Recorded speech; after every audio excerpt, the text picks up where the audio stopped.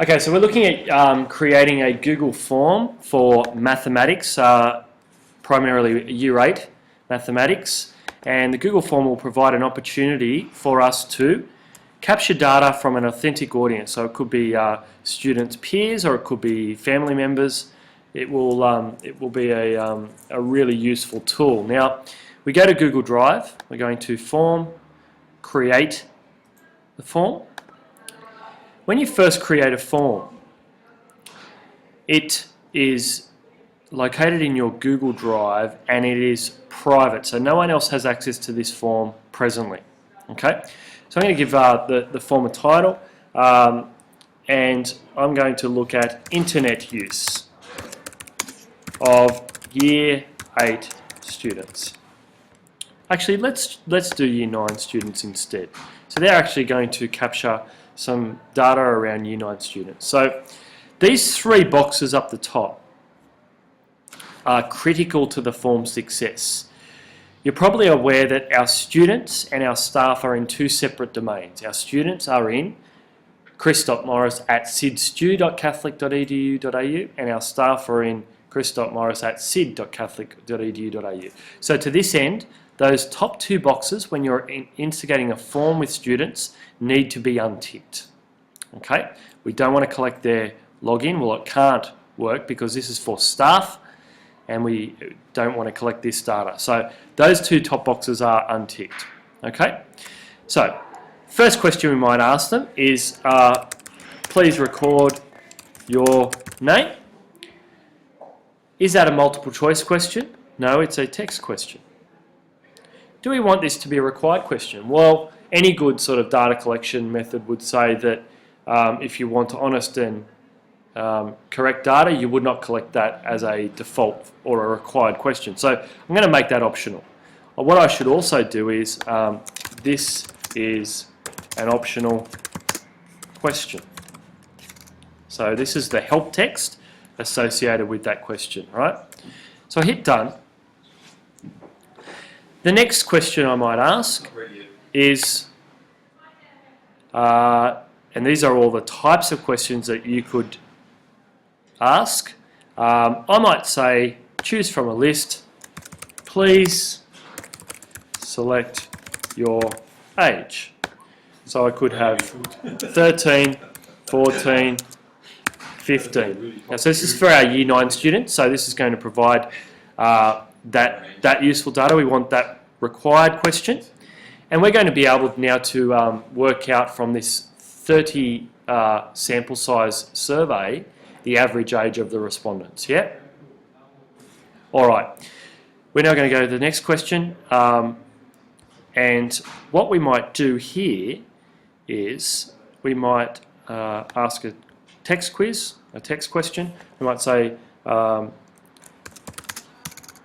many times, or record the hours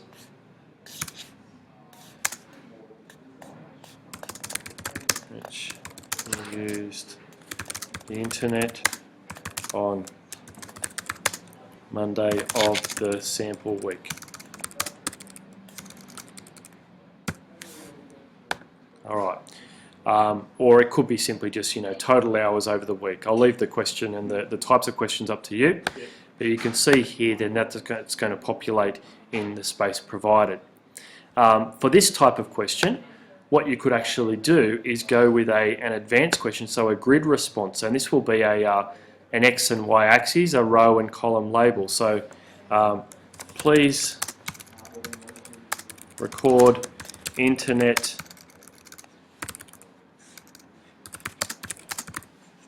over the week, and the row axis might be 1 hour or less, might be 1 to 2 hours. Now this is obviously starting to be categorical data, so we need to think about how we can best ask these questions. 2 to 3 hours, and then 4 or more. Yep. 4 or more, and then my column label would be my days. So Monday, Hopefully this is going to turn out. Tuesday,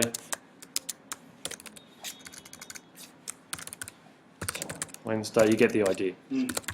Okay, so require one response per row. Let's hit done. So that's what that looks like. It's good, isn't it? It's good.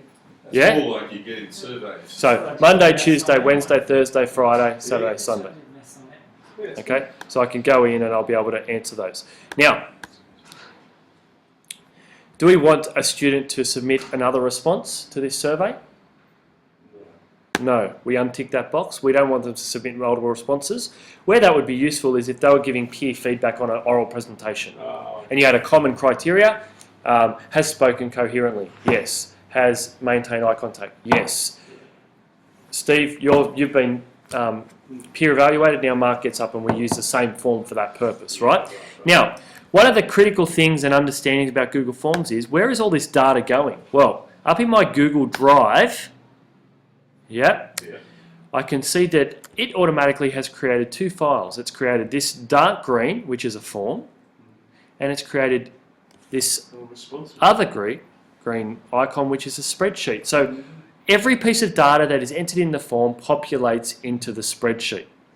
All right, so if I go to the form now, there's my form. How would you get the kids to fill this out? You could send them the form and put in their teacher dashboard email, the class email address, which is available in teacher dashboard. Or now what you're going to do is you're going to open up a new tab and you're going to enter in.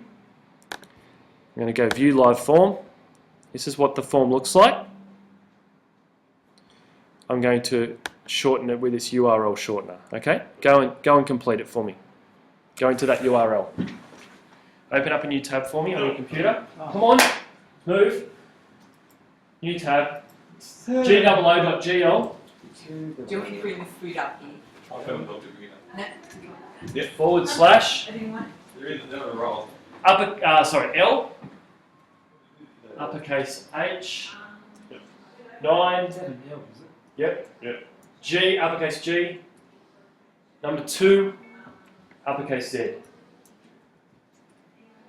Enter. Okay, in you go. Start completing it. So I start doing this now. Yep. So you're the student.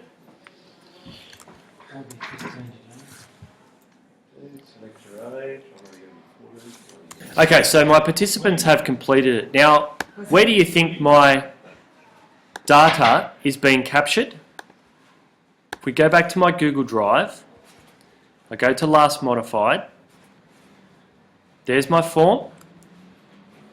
That's what you filled out. It's populating in my spreadsheet.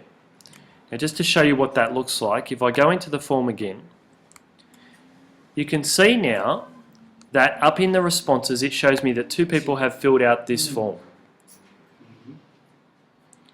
How do I see where their data is? Well, I can click on view responses there. When you click on that, it simply takes you to this spreadsheet here, right? Okay, so there's 2 ways you can get to it. Let's click in here. So, okay. All right. Now, you can see that this has been slightly problematic in terms of the way it's collected our data in the grid. Yeah. Okay. If we, again, with our, and this is something that we could play with here, but right off the bat, this is a spreadsheet. So I could work out average age, jump across here, equals average, open brackets, and highlight that. Okay? So we start doing our data analysis here. Okay, average number of hours. Monday. And I would actually just have average there, so I could then drag that across and it would be a relative reference, so 3.5 hours there. So we would need to play with the nature of the questions in the form just to get the right numerical data that we want to graph here, but you know, we could then start looking at, okay, select your age. All right, we insert a chart. It's interesting choice of graph. I think that's to do, that, doesn't it just do him when people have served on the survey? Okay, so you can start, you know, proportion of the whole, like how many 15-year-olds answered, how many 14-year-olds. Well, actually, 15 as a proportion of 29. That would have been interesting. Yeah, That's all it really was. That's all it's doing. You can round, probably. No, it's just taken it's a total, percentage. Yeah, out of the market, yeah, and yeah, which is not nonsensical. useful. Not sensible. Not No. sensible at all. No, But that's Does it do the median for you? Or do we sort it from smallest to biggest and then Well, you could do, do a bandwagon median? Yep. Same. Of course. Median of two things. That will not be the same soon. it's not a very good statistical. No sample size. No. Sample size a bit small. Yeah. It's small. But we get the point. Yeah. Yeah, that's good. And, So- and can you do mode? Oh, well, and this is the interesting thing. So if we did mode, right? Yep. Most commonly occurring value in a data set. If I highlight this, Yeah, yeah. one of the things, now this is where the commenting thing comes in. Like we were talking, Steve, before, you could do the same thing in Excel, obviously, right? Well, it sort of is Excel, isn't it? Well, this is Probably Excel, get but the it's exact Google. same result. What's the advantage of this over doing in Excel? Every kid has a spreadsheet in their Google Drive folder that you can see via Teacher Dashboard, right? Yeah. So if a kid goes in and you says, work out the mean, median, and mode for this data set. They've typed in mode in this example. Now it's come up with an error. Now, wouldn't it be useful if I then went into and put in a comment and said, why is this an error? Good to ask a question, Yeah. because they can discuss it. What are you hoping to happen here? You're hoping the kid replies to this comment, well, the data, the data doesn't contain a repetitive value. That's right. Don't worry, that's a common. Okay. A lot of people do. How do I get this People say, data? I was How do I get this I data did that. into So what? the